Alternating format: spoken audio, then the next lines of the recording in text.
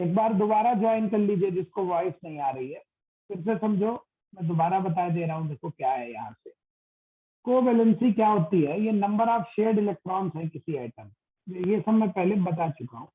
तो कभी कभी क्या आता है, जैसे फार्मूला लिखने को आता है, जैसे मान लो हाइड्रोजन क्या है 1s1, तो इसकी कोवैलेंसी 1 होगी। क्यों? क्योंकि इसको डबलेट पूरा करने के लिए एक इलेक्ट्रॉन चाहिए। बेरिलियम की 2 होती है, हम सब वैलेंसी पहले भी लिख चुके हैं, एक टेबल बनाई थी।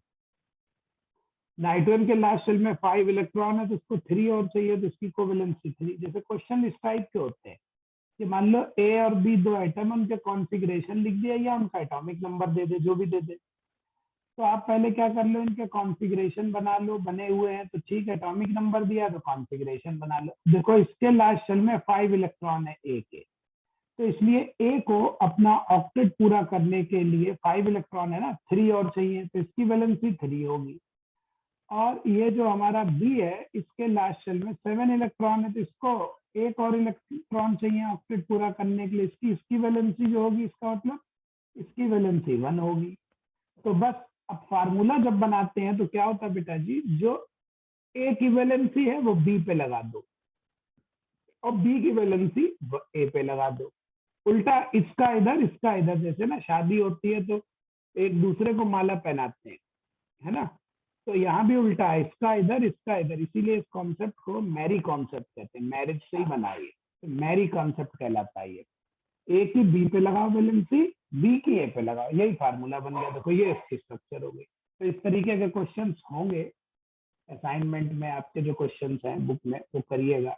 चलो, तो ये वाला एक छोटा टॉपिक था, मैंने कहा बता दूं, फार्मूले बनाने में वरना दिक्कत आती है बच्चों को। अब देखो आगे बात करते हैं। अब बहुत इंपॉर्टेंट एक टॉपिक है, valence shell electron pair repulsion theory.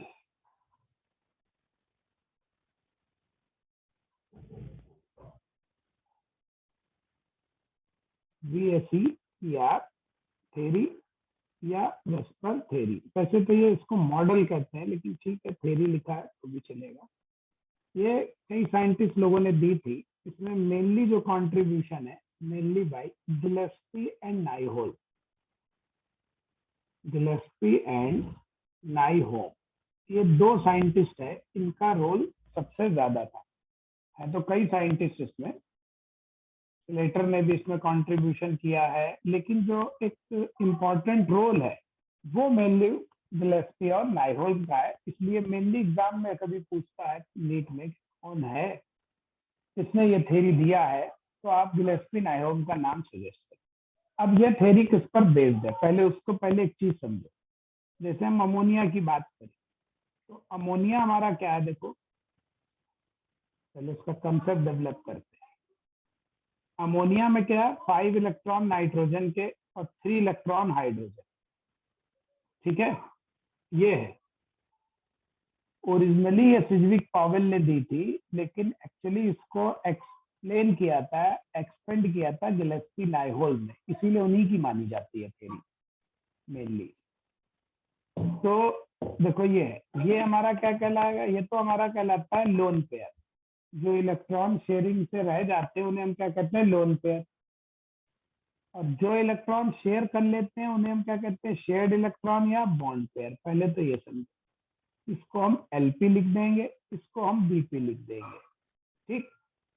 अब अगर आप ध्यान से देखो, इलेक्ट्रॉन क्या होता है, इलेक्ट्रॉन भाई निगेटिवली चार्ज चीज है, और उस निगेटिवली चार्ज चीज इलेक्ट्रॉन पर क्या होता है, अट्रैक्शन है। वो अट्रैक्शन किसका है, न्यूक्लियस का अट्रैक्शन है, जाहिर सी बात है। तो न्यूक्लियस जो है वो इलेक्ट्रॉन को अट्रैक्ट करता है। जितना ज्यादा इलेक्ट्रॉन अट्रैक्ट रहेगा न्यूक्लियस से, उतना उसका इलेक्ट्रॉन क्लाउड छोटा होगा। ये बात समझना ध्यान से।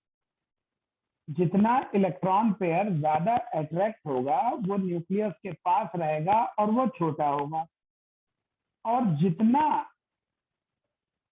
कम अट्रैक्टेड होगा उतना वो न्यूक्लियस से दूर होगा। और जब न्यूक्लियस से दूर होगा तो फिर वो फैला हुआ इलेक्ट्रॉन क्लाउड होगा, मोटा इलेक्ट्रॉन क्लाउड होगा, ऐसे समझो।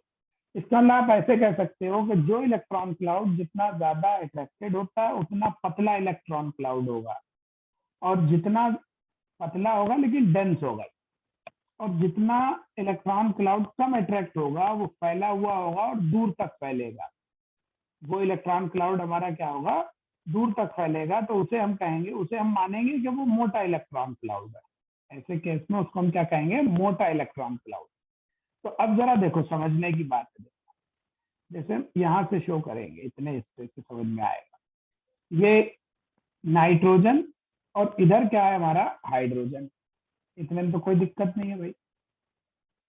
अब नाइट्रोजन और हाइड्रोजन को हम देखें ध्यान से, तो देखो दोनों के न्यूक्लियस है और यहाँ पे बीच में लोन बॉन्ड पेयर है। तो ये जो बॉन्ड पेयर होगा वो नाइट्रोजन से भी अट्रैक्ट होगा, हाइड्रोजन से भी अट्रैक्ट होगा। तो जो बॉन्ड पेयर है वो is attracted,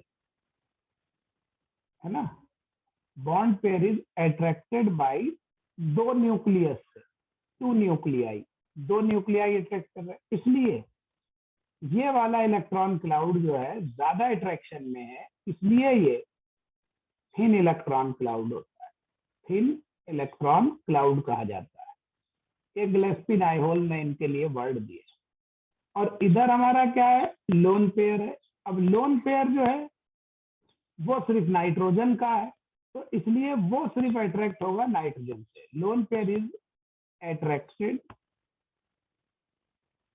by only one nucleus, एक न्यूक्लियस से अट्रैक्ट है, इसलिए वो क्या होता है, मोटा इलेक्ट्रॉन क्लाउड होता है।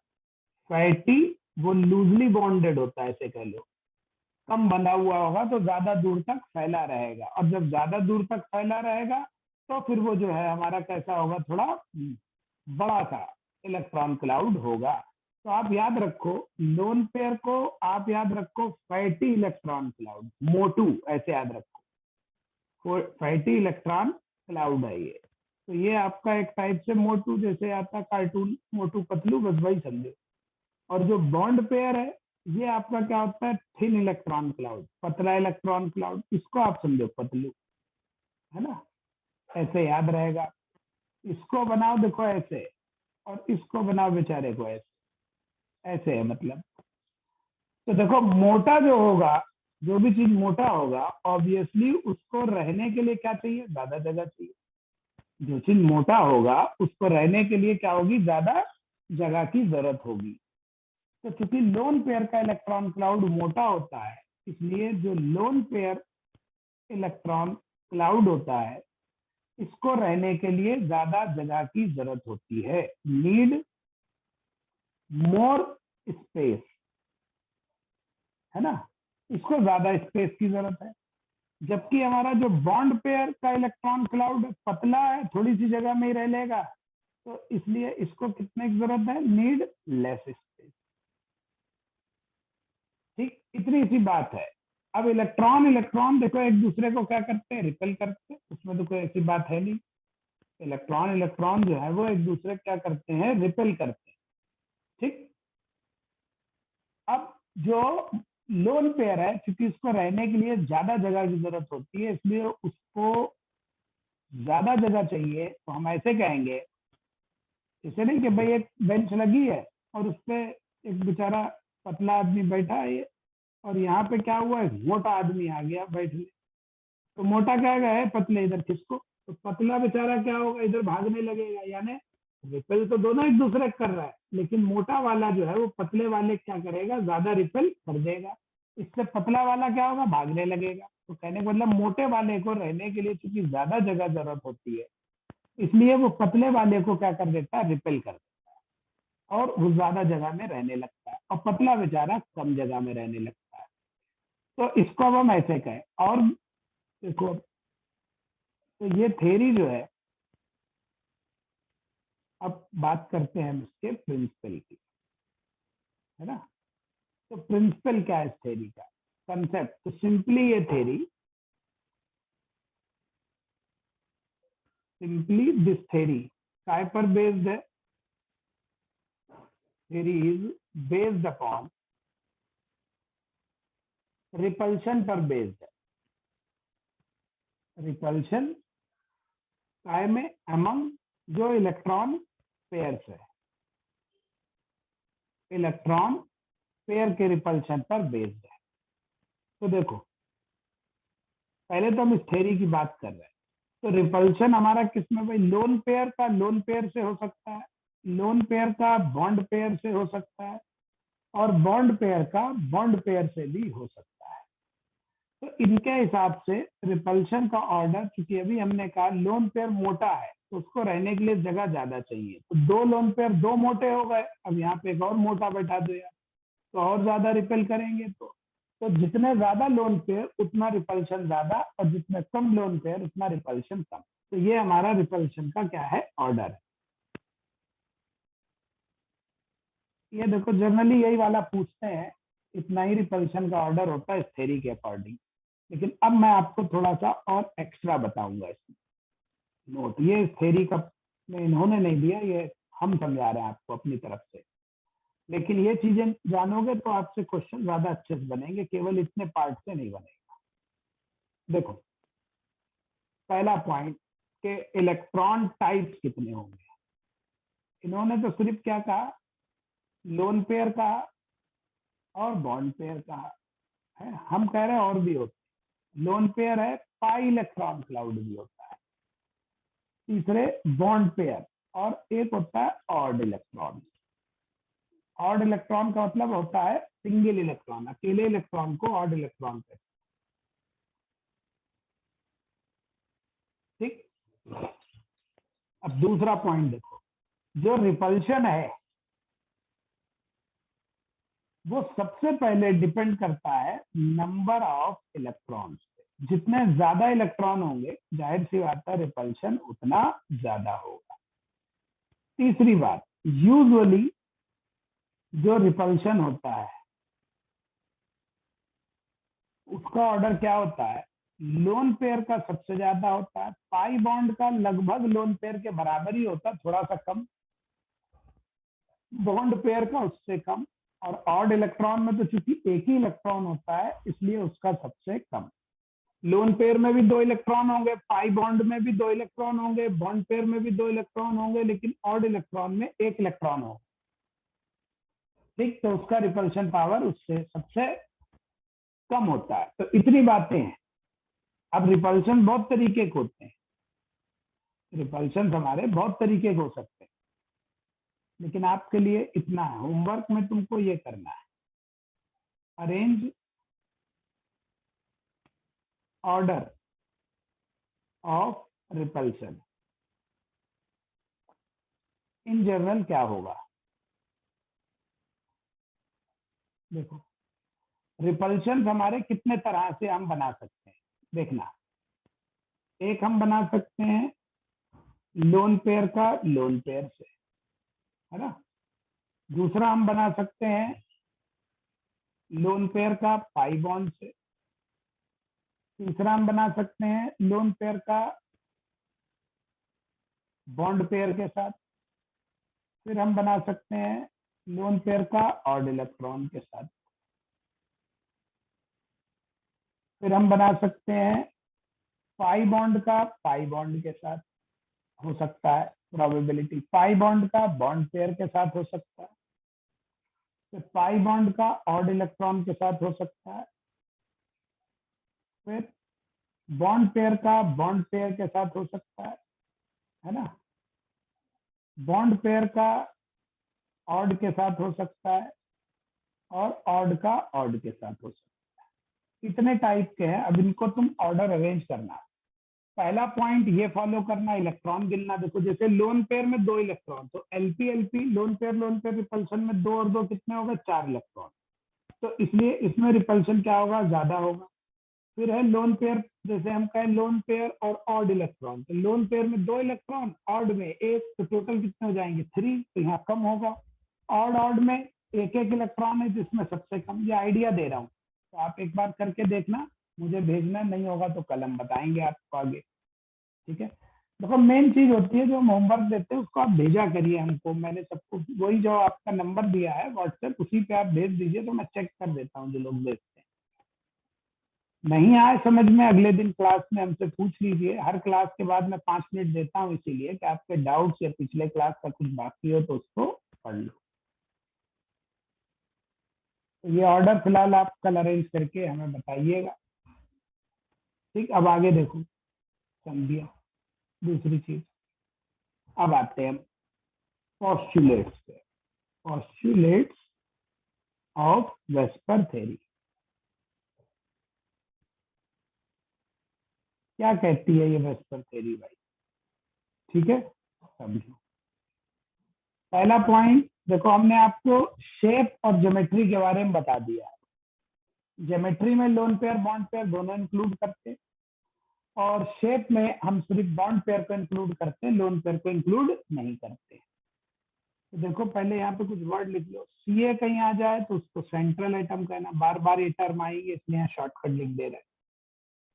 ऐसे जानते ही हो, ऐसे आ जाए तो इसको साइड आइटम या सराउंडिंग आइटम कह लो, और ऐसा बना दें तो इसको समझ लो एंगल। ठीक, बार बार आएंगे इसलिए लिख दे रहा हूं। तो पहला पॉइंट क्या कह रहा है? इफ सेंट्रल एटम हैज, अगर सेंट्रल एटम जो है उसके पास है क्या? लोन पेयर भी है और बॉन्ड पेयर भी है। तो ऐसे केस में ज्योमेट्री और शेप सेम होगी। हर ज्योमेट्री का एक पर्टिकुलर एंगल होते हैं, तो एंगल यहाँ क्या होंगे? फिक्स आएंगे। और ऐसी चीज को, ऐसी स्ट्रक्चर को हम कहते हैं नॉर्मल स्ट्रक्चर। तो इसमें एंगल जो होंगे वो नॉर्मल एंगल माने जो होने चाहिए। ज्योमेट्री, हर ज्योमेट्री के पर्टिकुलर एंगल होते हैं, उन्हें हम स्टैंडर्ड एंगल कहते हैं। क्या कहते हैं? स्टैंडर्ड एंगल और नॉर्मल एंगल हमारे बराबर आएंगे। तो ऐसी चीज को हम क्या कहते हैं? रेगुलर शेप कहते हैं। रेगुलर शेप या रेगुलर स्ट्रक्चर कहने का मतलब इसको हम कहते हैं ऐसे केस में नो डिस्टॉर्शन। डिस्टॉर्शन क्या मतलब है, अभी समझाता हूं। देखो अभी एग्जाम्पल से समझ में आएगा। ठीक है, अब देखो आगे सेकेंड पॉइंट देखो। ये लोन पेयर नहीं है यहाँ पे, सॉरी, लोन पेयर नहीं है और सिर्फ बॉन्ड पेयर है, तब ये बात है। दूसरी बात क्या है कि इफ सेंट्रल एटम के पास हमारे है, क्या है? दोनों है। लोन पहले वाले में वो दोनों लिख दिए थे, वहां पे बॉन्ड पेयर है सिर्फ। अगर दोनों है तब हमारी ऐसे केस में ज्योमेट्री और शेप एक बराबर नहीं आएगी। तो ऐसी चीज को हम कहते हैं डिस्टॉर्टेड स्ट्रक्चर। Distorted structure. तो ऐसे केस में जो ऑब्जर्व्ड, ऑब्जर्व्ड का मतलब प्रैक्टिकल एंगल्स, ऑब्जर्व्ड एंगल्स माने होता है प्रैक्टिकल करके जो एंगल निकलेंगे, और जो ज्योमेट्री के हिसाब से होने चाहिए स्टैंडर्ड एंगल, वो एक बराबर नहीं होंगे। Standard angle according to geometry एक बराबर नहीं आएंगे। ठीक, ये बात है। और ये बातें सब जो पढ़ा रहे हैं ये तब है जब सारे आइटम सेम लगे हों। तो यहाँ पे हम डिस्टॉर्टेड स्ट्रक्चर है। अब इन दो पॉइंट का एक एग्जाम्पल लिखेंगे, उससे आपको समझ में आएगा कि मैं क्या कहना चाहता हूँ। दोनों पॉइंट के लिए एक एग्जाम्पल देखो। जैसे हम बात कर रहे हैं मीथेन, अमोनिया और वाटर, इससे क्लियर हो जाएगा। देखो अब जरा यहाँ, जैसे यहाँ सेंट्रल एटम कौन है? कार्बन है, आपको पता ही है। इसमें कौन है? नाइट्रोजन है, इसमें ऑक्सीजन है। अब सबसे पहले आप बॉन्ड पेयर निकाल लो। सराउंडिंग आइटम 4 हैं तो 4 बॉन्ड बनेंगे। मैंने कहा था जितने सराउंडिंग आइटम होते हैं, हर सराउंडिंग आइटम एक बॉन्ड तो बनाएगा यूजुअली, तो इसलिए 4 सराउंडिंग आइटम है। 4 यहाँ पे बॉन्ड पेयर, यहाँ पे 3 होंगे, यहाँ ऑक्सीजन पे 2 हाइड्रोजन लगे 2। अब लोन पेयर निकाल लो। कार्बन के वैलेंस शेल में 4 इलेक्ट्रॉन होते हैं, 4 के 4 ने हाइड्रोजन से शेयरिंग कर ली, तो लोन पेयर यहाँ एक भी नहीं है। नाइट्रोजन के वैलेंस शेल में 5 इलेक्ट्रॉन होते हैं, 3 ने शेयरिंग कर ली, 2 बचे, 2 का मतलब एक लोन पेयर। ऑक्सीजन के वैलेंस शेल में 6 इलेक्ट्रॉन होते हैं, 2 ने शेयरिंग कर ली, तो बचे 4, 4 का मतलब 2 बॉन्ड पेयर। ठीक, यहाँ पे कितने हो गए? 2 बॉन्ड पेयर। दोनों को जोड़ देते हैं तो हम उसे स्टेरिक नंबर H कहते हैं, हाइब्रिड नंबर। तो है ना, और ये क्या होता है, दोनों का सम होता है, लोन पेयर और बॉन्ड पेयर के एडिशन को हम ये कहते हैं S, ये हम पहले बता चुके हैं आपको। ठीक, स्टेरिक नंबर, S को क्या कहते हैं, स्टेरिक नंबर। तो कितना आएगा, 4 4 4। और स्टेरिक नंबर से हमें ये पता चलता है कि उस चीज की ज्योमेट्री क्या होगी। स्टेरिक नंबर से बेसिकली हमको क्या पता चलता है, ज्योमेट्री क्या होती है। 4 पे ज्योमेट्री होगी टेट्राहेड्रल, यहाँ भी टेट्राहेड्रल, यहाँ भी टेट्राहेड्रल। यहाँ TD का मतलब क्या होता है, शॉर्टकट टेट्राहेड्रल। तो इसका मतलब कोई पूछे बताओ, मीथेन, अमोनिया और वाटर, इनकी ज्योमेट्री क्या है, तो इन तीनों की ज्योमेट्री क्या है, टेट्राहेड्रल।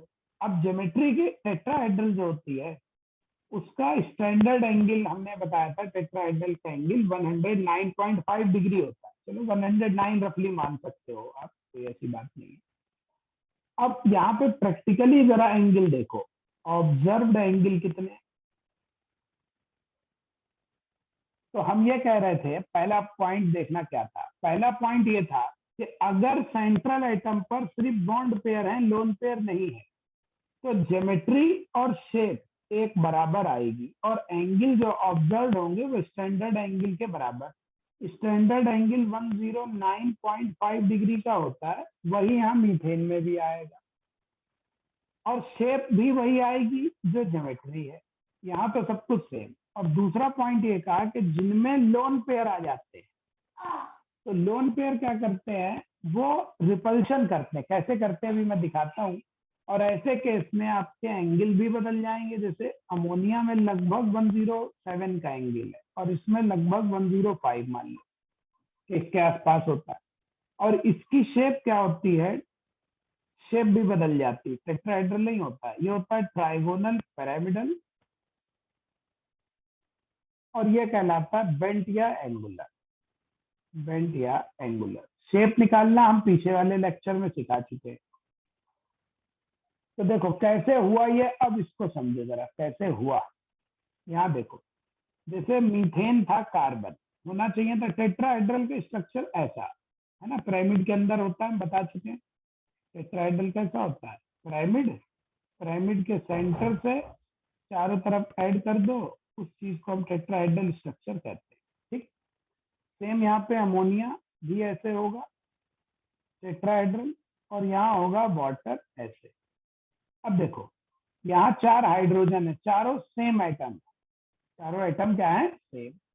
जबकि यहाँ क्या है, एक लोन पेयर भी है, और यहाँ पे क्या है, 2 लोन पेयर है। ठीक, अब जरा देखना समझना, हमने ये कहा कि जो बॉन्ड पेयर है वो पतला होता है और जो लोन पेयर है वो कैसा, इलेक्ट्रॉन क्लाउड है, मोटा। तो यहाँ तो देखो चारों इलेक्ट्रॉन क्लाउड क्या, पतले पतले है, ऑर्बिटल एक जैसे है चारों। तो ये रिपल्शन जब एक दूसरे को करेंगे तो सब तरफ रिपल्शन इनका क्या रहेगा, बराबर रहेगा। तो जब सब तरफ रिपल्शन बराबर, तो एंगल भी सब तरफ बराबर, 109.5 डिग्री जो स्टैंडर्ड होना चाहिए वही आ गया। यहाँ क्या, अरे भाई ये तो 3 बॉन्ड पेयर है, देखो पतले पतले, और ये साहब क्या है, मोटे से लोन पेयर। अब लोन पेयर का इलेक्ट्रॉन क्लाउड क्या है, फैटी है, और ये क्या है, थिन है। तो लोन पेयर के चलो इधर खिसको भाई, इधर खिसको यार, हमें रहने के लिए ज्यादा जगह चाहिए। तो जब ये इधर खिसकेंगे तो ये सब अंदर की तरफ भागेंगे। इससे क्या होगा, यहाँ पर जो एंगल था वो क्या होगा, 109 से क्या हो जाएगा, कम होने लगेगा, डिक्रीजेस। और ये रुक जाता है कहाँ पर आके, अप टू 107 पर। तो इसलिए अमोनिया का एंगल कम हो जाता है, क्योंकि उसमें लोन पेयर आ गया। लोन पेयर मोटा होता है, वो रिपेल करता है और वो अंदर की तरफ दब जाता है। अब वाटर क्या कहे, वाटर कह रहा है भैया हमारे अंदर 2 पतले बॉन्ड पेयर, लेकिन हो हमारे अंदर तो 2 मोटे मोटे हैं। यहाँ पे ये कौन सा हुआ, lone pair bond pair repulsion हो रहा है, लोन पेयर ने बॉन्ड पेयर को रिपेल कर दिया, है ना। और यहाँ क्या कह रहे हैं, कह रहे पहले तो हम ही दोनों मोटे लोग एडजस्ट कर ले आपस में, एक दूसरे को धक्का मारेंगे। तो इसे क्या कहेंगे, लोन पेयर रिपल्शन कहेंगे, पहले तो इन्हीं में होगा। इसके बाद फिर ये इसे दबाएंगे, तो जाहिर से आता है अब दो लोन पेयर है तो ज्यादा दबा देंगे, दोनों हाइड्रोजन पे आएंगे, ज्यादा पास आएंगे, दो मोटे लोग हो गए। तो यहाँ पर भी क्या होगा, एंगल कम होगा, डिक्रीजेस, बट कितना डिक्रीज होगा, बट यहाँ पर मोर डिक्रीज होगा किसके कंपैरिजन में, देन अमोनिया से। इसीलिए यहाँ पर एंगल और ज्यादा कम हो जाएगा, इसलिए यहाँ एंगल की प्रैक्टिकल वैल्यू कितनी आती है, 105 के आसपास। तो जितने ज्यादा लोन पेयर है उतना रिपल्शन ज्यादा करेंगे, तो एंगल हमारा और कम हो जाएगा। बताओ इतनी बात सबके समझ में आई नहीं आई, इतना बात समझ में आया। अब शेप में हम क्या करते हैं, हमने आपसे कहा था शेप में लास्ट क्लास में हम सबसे क्या करते हैं, लास्ट क्लास में सबसे मैंने कहा आपसे लोन पेयर को काउंट नहीं करते, एक बात। और दूसरी बात देखो, इनमें आप कहेंगे सर आपने बॉन्ड पेयर रिपल्शन की बात नहीं करी। भाई यहाँ पे लोन पेयर हुआ, ये lone pair bond pair repulsion actually सबसे कम होता है, इसलिए उसकी बात हम जनरली नहीं करते, ठीक है। तो आप मेन रिपल्शन जो सबसे ज्यादा पावरफुल है उसकी बात करो, वो लोग ज्यादा डोमिनेटिंग है, इसलिए हम बॉन्ड पेयर रिपल्शन की बात नहीं करेंगे। बॉन्ड पेयर तो एक्चुअली ये हो रहा है कि जब दो लोन पेयर वाटर में बॉन्ड पेयर को दबा रहे हैं तो दबते दबते कहीं तो रुकेंगे ना आके, तो जहां पे रुक रहे हैं इसका मतलब उस समय बॉन्ड पेयर रिपल्शन, अब कह रहा भैया और मत दबाओ हम इतना ही दबेंगे, तो बॉन्ड पेयर का रोल वहां पे होता है कि वो कितना मिनिमम दबेगा, ठीक। तो अब शेप की जब बात करेंगे तो सिर्फ हम इसको ऐसे दिखा देंगे, लोन पेयर को काउंट नहीं करेंगे। और इस शेप को हम ट्राइगोनल प्लेनर पिरामिडल कहते हैं, ये आपको हम पहले भी बता चुके हैं। और ये सिर्फ क्या ऐसे दिखा देंगे, इसके लोन पेयर नहीं दिखाएंगे। तो ये भी क्या एंगुलर दिख ही रहा है या बेंट दिख रहा है, तो ये हमारा एंगुलर या बेंट हो गया। और ये हमारा कैसा है, ट्राइगोनल पिरामिडल। तो इस तरीके से देखो इतनी बात समझ में आई। वेस्पर थ्योरी क्या कहती है कि लोन पेयर को रहने के लिए ज्यादा जगह चाहिए, इसलिए वो बॉन्ड पेयर को क्या करता है, रिपेल करता है। और रिपेल करने की वजह से क्या होता है, बॉन्ड पेयर पास खिसकने लगते हैं और उससे एंगल जो होता है कम होने लगता है और एक टाइम आके रुक जाएगा कहीं, और उस समय एंगल चूंकि कम हो जाएगा तो वो एंगल हमारा स्टैंडर्ड एंगल के बराबर नहीं आएगा। और शेप में हम लोन पेयर को चूंकि काउंट नहीं करेंगे तो शेप भी हमारी वो नहीं आएगी जो स्टैंडर्ड होनी चाहिए ज्योमेट्री के बराबर। तो ऐसे केस में जहाँ लोन पेयर होगा वहां पे शेप भी बदल जाएगी, ज्योमेट्री बराबर नहीं आएगी, एंगल भी स्टैंडर्ड से बदल जाएंगे। तो ऐसी चीजों को हम डिस्टॉर्टेड स्ट्रक्चर कहते हैं। तो ये दोनों हमारे क्या कहलाएंगे, डिस्टॉर्टेड स्ट्रक्चर, डिस्टॉर्शन कहेंगे इसके नाम। ये 2 पॉइंट से हमारी ये बात क्लियर हुई। तो इसका मतलब दैट इज ये बात क्लियर हुई कि मोर नंबर ऑफ लोन पेयर क्या होगा, मोर रिपल्शन। तो अभी हमने बताया ही जितना लोन पेयर ज्यादा होंगे इलेक्ट्रॉन ज्यादा होंगे, और इलेक्ट्रॉन ज्यादा होंगे रिपल्शन ज्यादा होगा, ठीक।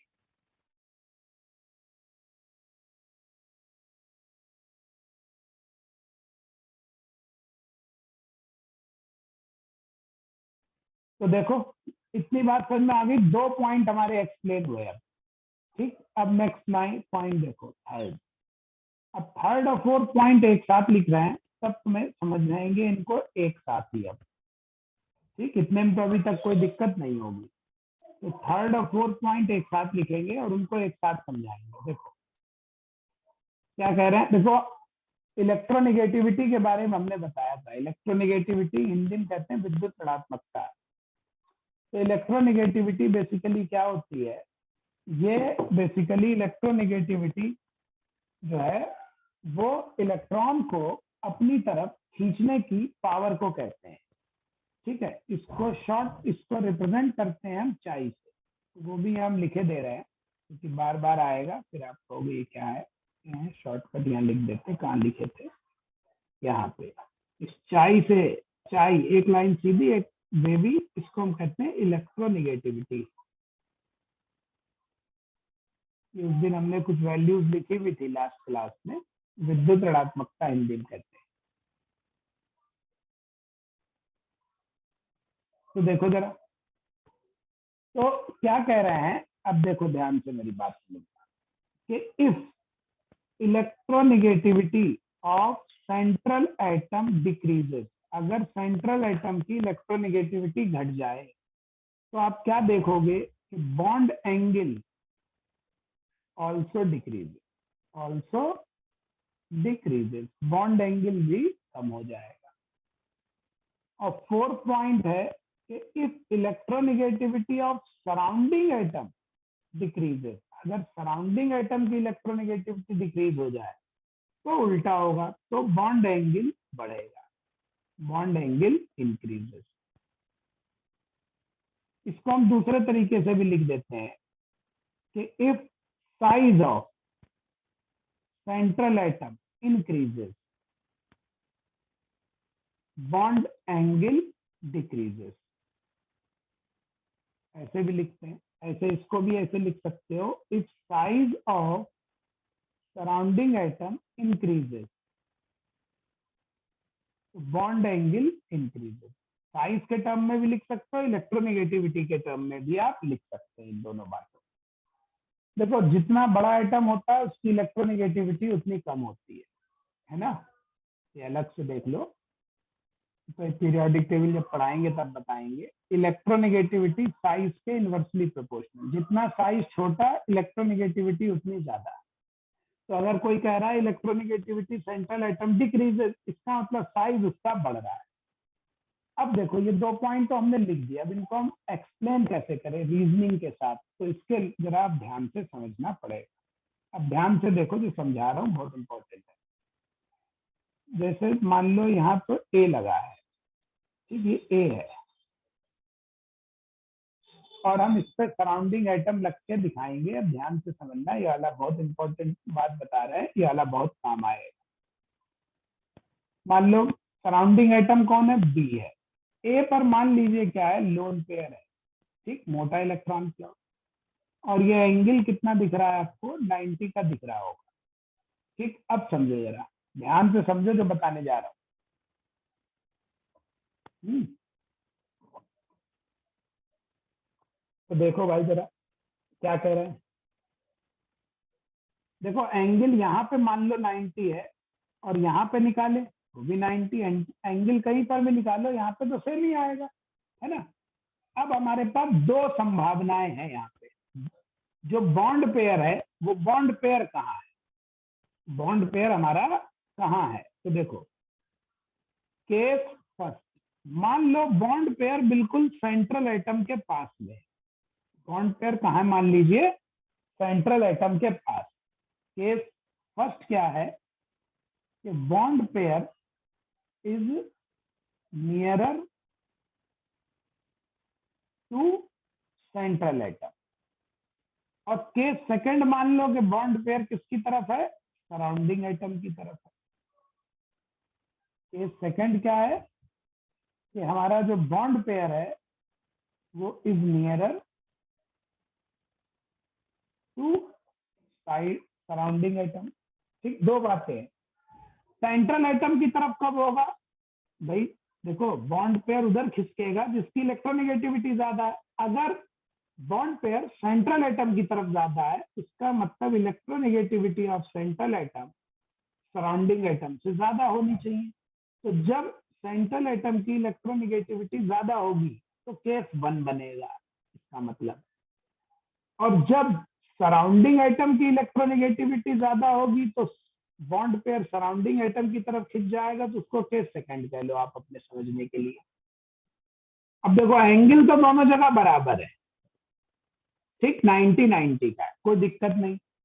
लेकिन तुम देखो लोन पेयर क्या कह रहा है, चलो भाई दबो, लोन पेयर का काम तो क्या दबाना है, अभी बताया ऊपर, ये थ्योरी कह रही है। तो जब ये अंदर भागेंगे दब के, तो सोचो जो चीज पहले से पास दिख रही होगी उसको और पास लाना क्या है, मुश्किल काम है। तो ये सब जब अंदर भागेंगे, देखो यहाँ से भी अंदर भागेंगे, मान लो केस 1, केस 1 क्या कह रहा है, यार हम तो पहले से ही बहुत क्या दिख रहा है, पास दिख रहे हैं, तो हमको कितना अंदर लाओगे, थोड़ा सा। लेकिन जरा इनको देखो, ओहो तुम लोग तो बहुत दूर दिख रहे हो, ये डायरेक्ट दूरी दिखा रहे हैं, डायरेक्ट डिस्टेंस। तो आप लोग क्या है ऑलरेडी बहुत दूर दिख रहा है, तो जब बहुत दूर दिख रहा है तो इनको पास लाना क्या है, ज्यादा आसान है। तो इसलिए क्या होगा कि व्हेन लोन पेयर रिपेल करेगा बॉन्ड पेयर्स को, तो क्या होगा, इन केस वन में, इन केस वन में क्या होगा और इन केस टू में क्या होगा, यही समझना है। देखो केस वन में इलेक्ट्रॉन पेयर सीधे सीधे ऑलरेडी पास में है, तो जब वो लोन पेयर उन्हें दबाएगा तो ठीक है अंदर आएंगे, थोड़ा सा अंदर आएंगे, लेकिन ये तो ऑलरेडी बहुत दूर है, तो इसलिए जब इन्हें दबाएगा तो ये काफी अंदर आ जाएंगे। मतलब एंगल तो दोनों में डिक्रीज होगा। जब व्हेन लोन पेयर रिपेल किसको, बॉन्ड पेयर को, तो क्या होगा, जो एंगल है वो क्या होगा, डिक्रीज होगा। इतनी बात तो समझ में आती है। बट केस वन में क्या होगा, लेस डिक्रीज, थोड़ा सा ही कम होगा, लेस डिक्रीज इन एंगल, यहाँ पे एंगल थोड़ा सा कम होगा, लेकिन यहाँ पे क्या होगा, मोर डिक्रीज, यहाँ पे ज्यादा हो जाएगा, मोर डिक्रीज इन एंगल। बताओ इतनी बात समझे या नहीं समझे, यही कंसेप्ट है, बहुत ही इंपॉर्टेंट। केस फर्स्ट में बॉन्ड पेयर ऑलरेडी पास है, तो जब उन्हें कोई दबाएगा, जो चीज यार पहले से पास है और कितना पास ले आओगे दबाने से, जो चीज पहले से ही पास है उसको और पास लाना थोड़ा मुश्किल काम है, इसलिए थोड़ा सा पास आएंगे, वहां एंगल थोड़ा सा कम होगा। लेकिन जहां पे बॉन्ड पेयर ऑलरेडी बहुत दूर है, तो वहां पे जब पहले से ही दूर है तो उनको पास, ढेर सारा पास ले आओ, और ज्यादा पास और ज्यादा पास ले आओ, और जब ज्यादा पास ले आओगे तो वहां एंगल इसका मतलब ज्यादा कम होगा। इसका मतलब क्या रिजल्ट निकला कि जब बॉन्ड पेयर सेंट्रल एटम की तरफ है तो डिक्रीज कम होगा, और जब बॉन्ड पेयर सराउंडिंग एटम की तरफ है तब डिक्रीज ज्यादा होगा। इतनी बात सबके समझ में आई या नहीं आई? ठीक है, ये बात है। एग्जाम्पल से अब हम समझाते हैं आपको ये दोनों बातें हमारी कैसे हैं, एग्जाम्पल से आपको दिखाते हैं। तो ये जो 3 नंबर और 4 नंबर पॉस्टुलेट हमने लिखे, पॉस्टुलेट माने थ्योरी क्या कहते हैं उसके पॉइंट। तो अब एग्जाम्पल देखो, पहले केस वन का एग्जाम्पल इधर दिखाते हैं।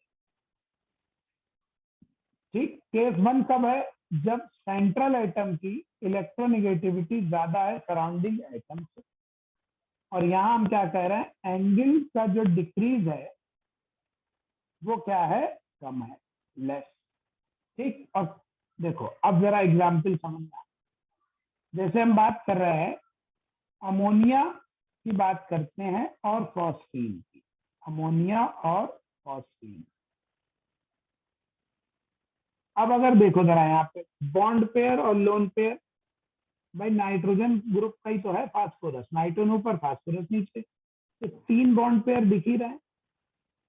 लोन पेयर देखो एक एक होगा, क्योंकि 5 इलेक्ट्रॉन होते हैं वैलेंस शेल में, 3 ने शेयरिंग करी, 2 बचेंगे, तो स्टेरिक नंबर दोनों का क्या आएगा, 4 आएगा।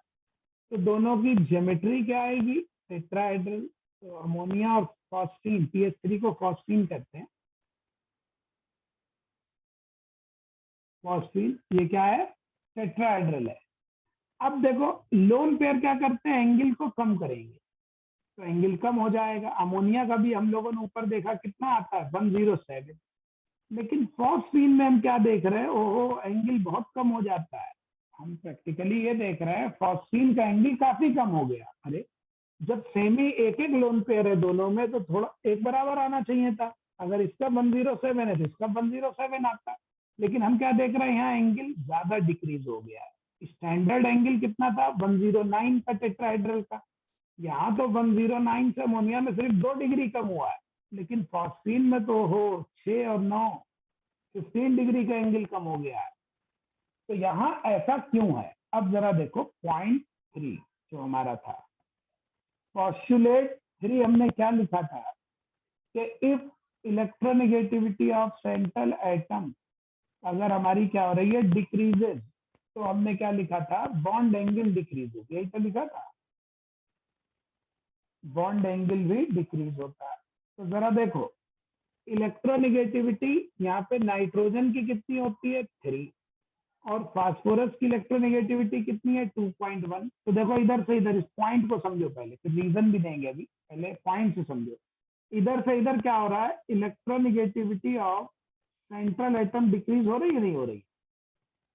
तो पॉइंट नंबर 3 के अकॉर्डिंग क्या है, अगर सेंट्रल एटम की इलेक्ट्रोनिगेटिविटी कम हो जाए तो बॉन्ड एंगल भी क्या होगा, डिक्रीज होगा। इसलिए बॉन्ड एंगल हमारा क्या होना चाहिए, डिक्रीज होना चाहिए, और देखो डिक्रीज हो भी रहा है। पॉइंट नंबर 3 समझ में आ गया होगा। अब इसको एक्सप्लेन करें कैसे, रीजन क्या है, रीजन समझो। अब जरा देखना, अमोनिया को ऐसे लिख दो, 2 हाइड्रोजन दिखा दो समझने के लिए, ध्यान से देखो, ये उसका लोन पेयर, और इधर दिखा दो फास्फोरस। फास्फोरस, ओहो इसका तो और बड़ा लोन पेयर दिखा दो, क्यों, फास्फोरस का साइज और बड़ा, बॉन्ड भी लंबे होंगे। अब जरा देखो, नाइट्रोजन की इलेक्ट्रोनिगेटिविटी ज्यादा है तो ये बॉन्ड पेयर को अपने पास खींच लेगा, लेकिन फास्फोरस की इलेक्ट्रोनिगेटिविटी उतनी ज्यादा नहीं है तो ये उतना ज्यादा नहीं खींच पाएगा, थोड़े दूर रहेंगे। तो ये वाला आपको क्या लग रहा है, केस फर्स्ट नहीं लग रहा है, जहां पे बॉन्ड पेयर सेंट्रल एटम की तरफ ज्यादा है, और इसके कंपैरिजन में इसको देखो, बॉन्ड पेयर सेंटर से थोड़े से सराउंडिंग की तरफ खिसक रहे हैं।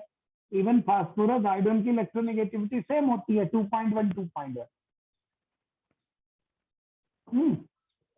फास्फोरस थोड़ा सा ज्यादा इलेक्ट्रोनिगेटिव होता है, हाइड्रोजन 2.1 और फास्फोरस 2.1 समथिंग, ऐसे समझो। तो इसका मतलब ये केस 1 ये केस सेकंड, इतना समझ में आया, केस 1 केस सेकंड पहले नहीं समझ में आया, ये बताओ तभी समझ में आएगा। अरे केस 1 केस सेकंड समझ में आ गया सबके, ठीक। तो अब क्या होगा, जब ये लोन पेयर इसको रिपेल करेंगे, लोन पेयर क्या करेंगे, जाओ भाई रिपेल करो इन्हें, कह रहा ठीक है हम रिपेल कर देंगे। तो अभी हमने ऊपर क्या बताया था, केस 1 में रिपल्शन क्या होता है, कम होता है, और केस 2 में रिपल्शन ज्यादा होगा। तो यहाँ पे ये थोड़ा सा अंदर खिसकेंगे, तो 109 से 107, लेकिन यहाँ पे क्या होंगे, ज्यादा दूर है तो ज्यादा पास आ जाएंगे, ठीक। तो इसलिए यहाँ पे रिपल्शन क्या होगा, ज्यादा होगा, फास्फीन में ज्यादा अंदर आ जाएंगे।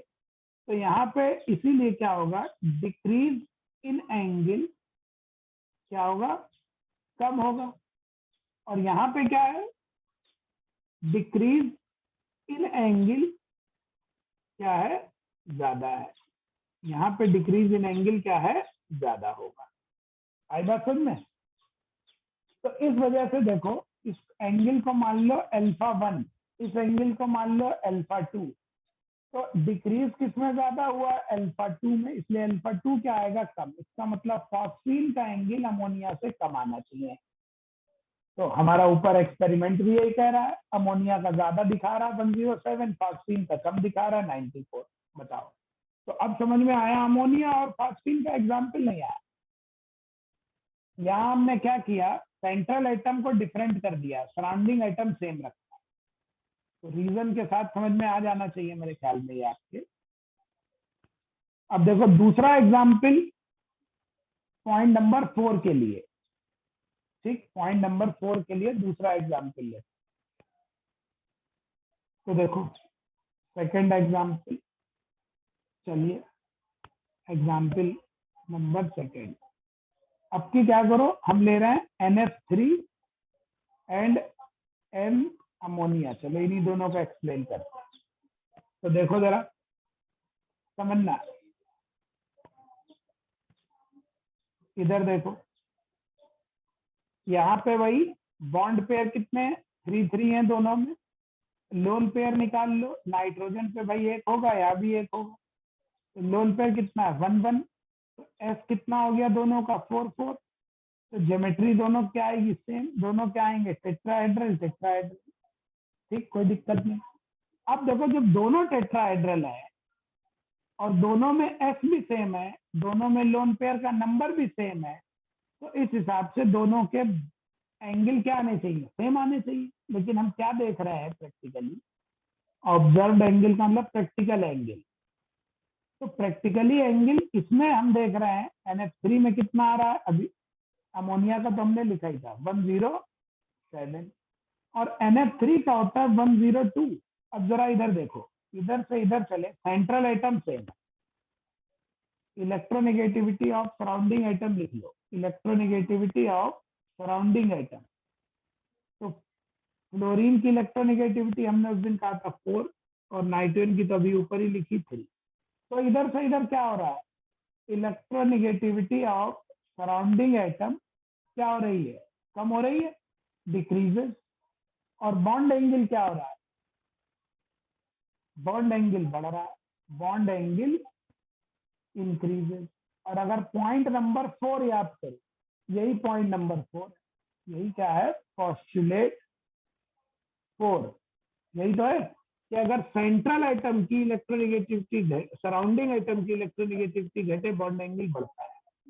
दोनों उल्टे हैं, point number 3 point number 4। Point number 3 कहता है सेंट्रल एटम की इलेक्ट्रोनेगेटिविटी कम हो तो बॉन्ड एंगल कम होगा, लेकिन अगर सराउंडिंग एटम की कम होगी तो बॉन्ड एंगल बढ़ेगा। ठीक, अब इसको एक्सप्लेन करते हैं। देखो जरा, ये हो गया, इधर चलो NF3 तो हम NF बॉन्ड दिखा दे रहे हैं, और इधर अमोनिया का भी। अमोनिया तो अभी समझाए थे, लोन पेयर का भी सेम साइज का ही होगा क्योंकि दोनों एटम नाइट्रोजन। लेकिन देखो फ्लोरीन ज्यादा इलेक्ट्रोनेगेटिव है, तो बॉन्ड पेयर किसकी तरफ खिसक जाएगा, फ्लोरीन की तरफ। तो ये आपका कौन सा हुआ, केस सेकंड हुआ, जिसमें बॉन्ड पेयर सराउंडिंग एटम की तरफ। यहाँ कौन है, नाइट्रोजन ज्यादा इलेक्ट्रोनेगेटिव है, तो इधर सेंट्रल एटम की तरफ रहेंगे, तो ये कौन सा होगा, केस सेकंड। तो जो पहले से ही दूर है, देखो दोनों ही फ्लोरीन की तरफ है, नाइट्रोजन से दूर है, लोन पेयर दूर, तो ये ज्यादा दब जाएंगे, तो एंगल यहाँ कम आएगा। यहाँ पहले से ही ये दोनों देखो पास में दिख रहे हैं, यहाँ पहले से ही ये क्या दिख रहा है, दूर दिख रहा है। तो जब पहले से ही पास में है तो थोड़ा ही कम होगा जैसे ऊपर, तो इसीलिए यहाँ पर डिक्रीज इन एंगल हमारा क्या होगा, मोर होगा, और यहाँ पे हमारा डिक्रीज इन एंगल क्या होगा, लेस होगा। इसीलिए अगर इसको हम α1 मान लें, α2 मान लें आपकी, तो अब की हमारा क्या आंसर आएगा, तो हमारा अब की अमोनिया का एंगल बड़ा आना चाहिए और इसका छोटा आना चाहिए, बोले।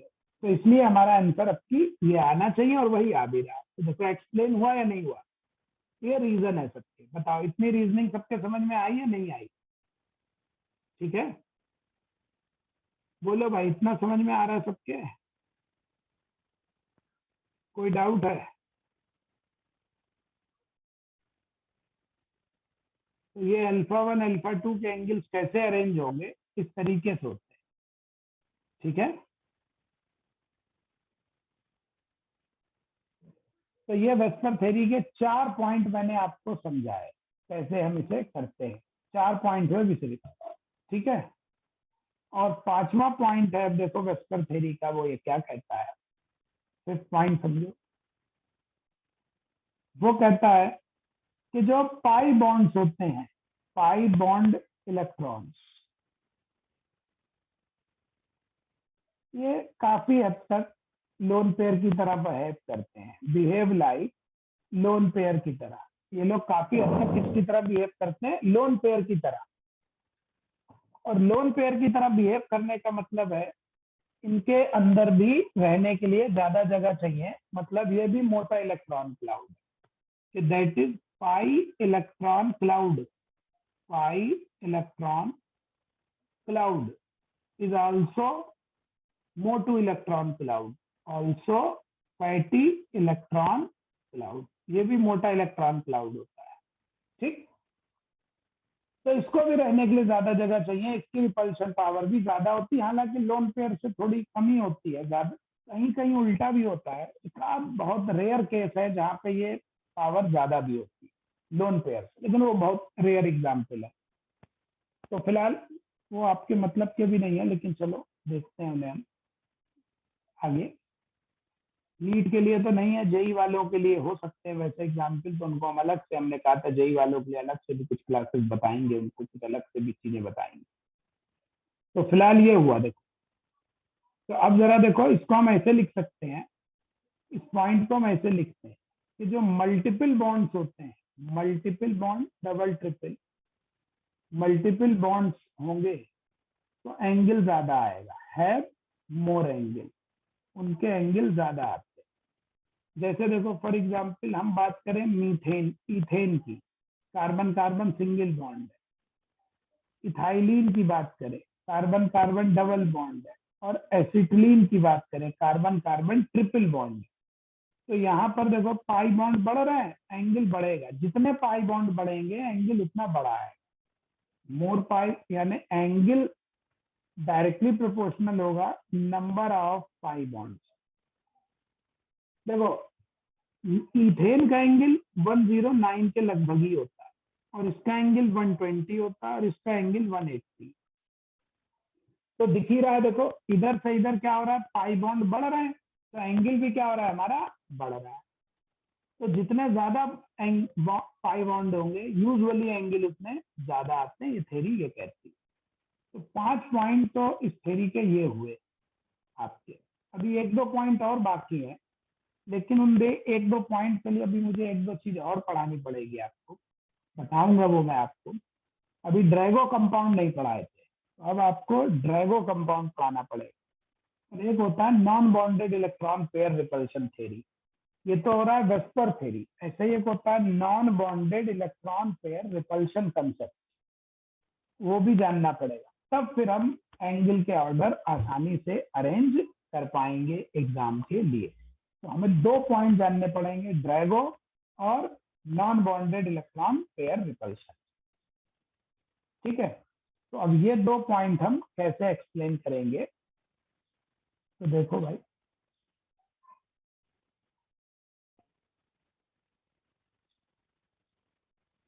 देखिए, तो एक होता है non bonded electron pair, NBEPR। ये क्या है, non bonded electron pair repulsion, non bonded electron pair repulsion, ये समझना है। और ये समझना है अभी जो ऊपर बात हुई कि ऊपर वाले केस में लोन पेयर नहीं है और फिर भी हमारे एंगल ज्यादा क्यों है। तो ये 2 चीजें अब हम आपको कल बताएंगे, कल की क्लास में। ये सब इन दोनों बातें नेक्स्ट क्लास में एक्सप्लेन करेंगे, कल करेंगे इन नेक्स्ट क्लास। अब 5 मिनट में इधर से ऑन कर रहा हूँ, आपकी प्रॉब्लम्स कुछ हो तो उसको पूछ सकते हो, क्योंकि ये चीजें अब कल एक्सप्लेन करूंगा। पहले हम लोगों ने एक बात तय करी थी, अगर याद हो, कि क्लास का टाइम 7:30 कर देंगे, मैक्सिमम 7:30 ही पढ़ाया करेंगे आपकी क्लास, याद है? Yes sir.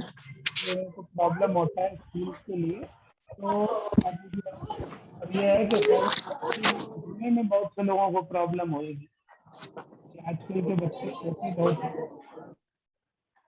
तो 7:30 तो ठीक है जी। तो हमारा, हम लोगों ने यही तय किया था 7:30 to 8:30 कर लेंगे, तो उससे और जो स्कूल वगैरह होते हैं वो डिस्टर्ब नहीं होंगे आपके। इसकी सुबह वैसे भी किसी की और क्लास मुश्किल ही है हो, तो आराम से आप इस क्लास को पढ़ सकते हो। पढ़ना है तो मेहनत तो करना पड़ेगा। Yes sir. टुमारो क्लास अभी से लिखे दे रहा हूँ 7:30, 7:30 to 8:30। बाद में देखेंगे मौसम ठीक है 7:30 को 7 कर लेंगे, और ज्यादा कोई दिक्कत नहीं होगी। थोड़ा जल्दी उठना पड़ेगा, कोई बात नहीं, लेकिन उससे आपके लिए बेनिफिट है। ठीक है, अच्छा, इसमें अभी तक जो नहीं समझ वो पूछ लो, ये 2 चीजें कल की क्लास में बताएंगे। तो नहीं पूछिए। इसमें से नहीं पूछना सर, जैसे आपने बताया था कि इलेक्ट्रॉन क्लाउड होता है, मतलब जैसे उसमें डेंसिटी दिखती है, तो जो इलेक्ट्रॉन है वो हमारा वेव की तरह होता है। इलेक्ट्रॉन दोनों कैरेक्टर शो करता है, वेव भी और पार्टिकल भी, अच्छा, तो जैसे सर लेकिन हम फिर ज्यादा काउंट उसमें कैसे, बेस कैरेक्टर ज्यादा होता है। सर जैसे हम वो तो हमने पढ़ा है ड्यूअल नेचर, डी ब्रॉगली वाला। De Broglie. सर जैसे हम ऐसे बोलते हैं कि जैसे KMnO4 Mn+2 में चला गया तो 5 इलेक्ट्रॉन रिलीज हो गए। अब जो ये 5 इलेक्ट्रॉन है इनको काउंट कैसे करते हैं, मतलब? हाँ हाँ सर, वो निकाल सकते हैं आप चार्ज के बेस पे। बहुत तरीके होते हैं, देखो, एक तो इलेक्ट्रॉन को आयनाइजेशन एनर्जी के बेस पे निकाल सकते हैं, एक काम। दूसरा काम होता है इलेक्ट्रॉन को हम जब डिस्चार्ज करते हैं तो प्लस माइनस चार्जेस आते हैं, तो हम उन चार्जेस को सेल के अंदर पता कर सकते हैं। फैराडे जो होता था ना उससे भी पता कर सकते हैं, बहुत तरीके होते हैं। तो इलेक्ट्रॉन को हम पता कर सकते हैं सर क्या होगा।